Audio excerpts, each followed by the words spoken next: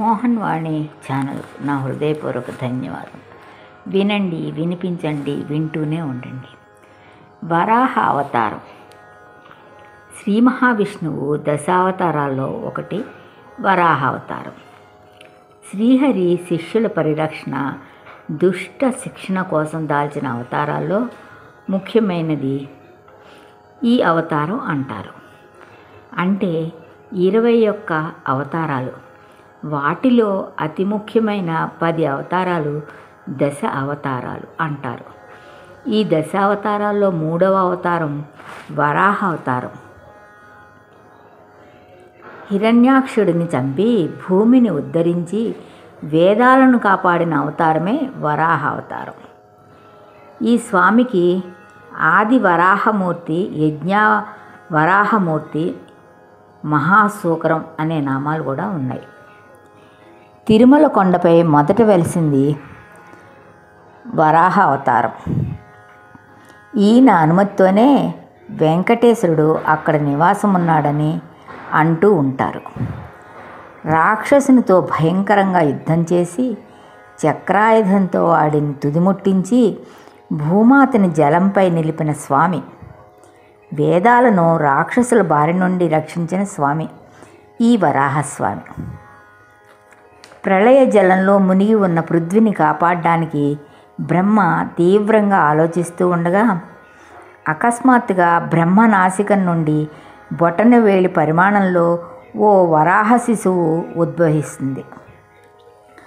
చూస్తుండగానే పర్వతాకారం దాల్చి గర్జించింది. బ్రహ్మ వరాహమూర్తిని స్తుతించగా అతడు ప్రసన్నమయ్యాడు. లోక కళ్యాణం కోసం వరాహుడు నీటిలోనికి వెళ్ళి భూమిని తన కోరలపై తీసుకుని వస్తుండగా అడ్డుపడ్డ హిరణ్యాక్షుణ్ణి సంహరించాడు. పైకి వచ్చిన వరాహమూర్తిని చూసి బ్రహ్మాది దేవతల చేతులు జోడించి స్తుతిస్తారు. తన గిట్టలతో నీటిని అడ్డగించి భూమిని నిలిపాడు. ఈ మహాకార్యానంతరం వరాహస్వామి భూమిపై సంచరించిన ప్రదేశమే తిరుమల కొండ. అందుకే తిరుమల క్షేత్రం మొదట వరాహ క్షేత్రంగా ప్రసిద్ధి చెందింది.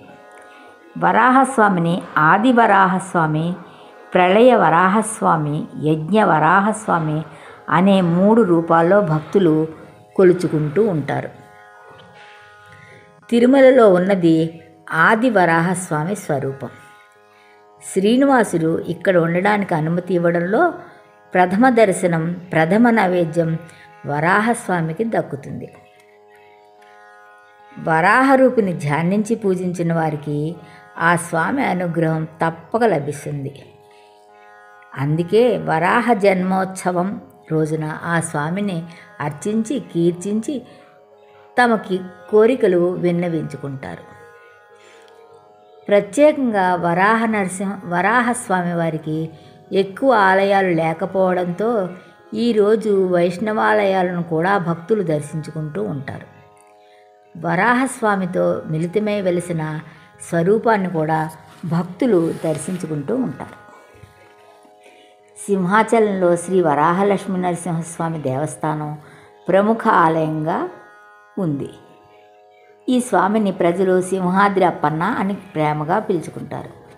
సింహాచలంలో కొలువైన వరాహలక్ష్మీ నరసింహస్వామిని వరాహ జన్మోత్సవం రోజున అర్చించి కీర్తించి తమ కోరికలు విన్నవించుకుంటారు. సంవత్సరానికి 12 గంటలు మాత్రమే ఆ స్వామి నిజ రూప దర్శనం భక్తులకు లభిస్తుంది. మిగిలిన సమయంలో ఈ విగ్రహం చందనంతో కప్పి ఉంటుంది. నిజరూప దర్శన సమయాన్ని చందన యాత్ర లేదా చందనోత్సవం అంటారు. ఇది ప్రతి సంవత్సరం వైశాఖ మాసం శుద్ధ తది నాడు వస్తుంది.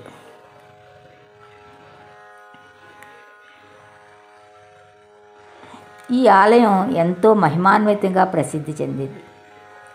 ఈ స్వామి ఆలయాల్లో కూడా భక్తులు పూజాధికారులు నిర్వహించి స్వామి అనుగ్రహం పొందడానికి ప్రయత్నిస్తారు.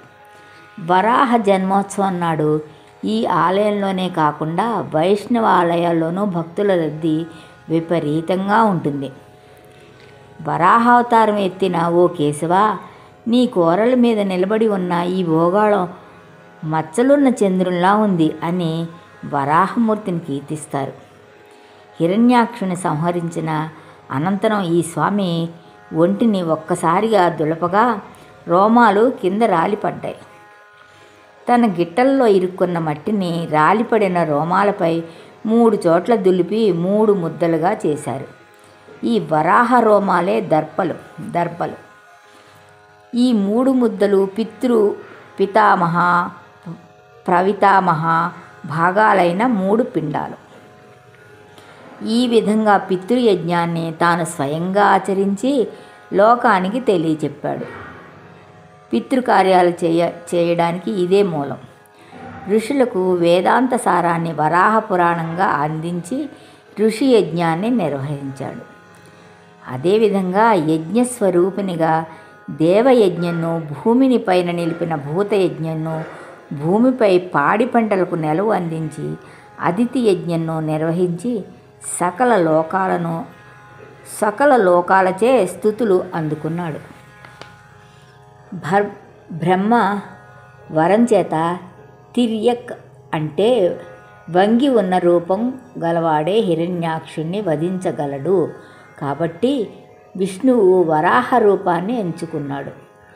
వరాహావతారం ఐశ్వర్యానికి స్థానం కనుక తన కోర చివరగల ఐశ్వర్య బలంచే భూమిని ఉద్ధరించాడని విష్ణు ధర్మోత్తర పురాణం చెప్తోంది.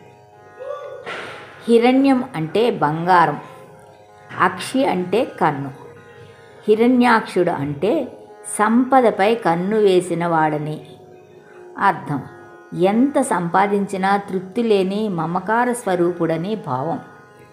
అందుకే అతడు భూమిని సమస్త సంపదలతో సహా చాపగా చుట్టి ఎక్కడో పాతాళలోకంలో దాస్తాడు.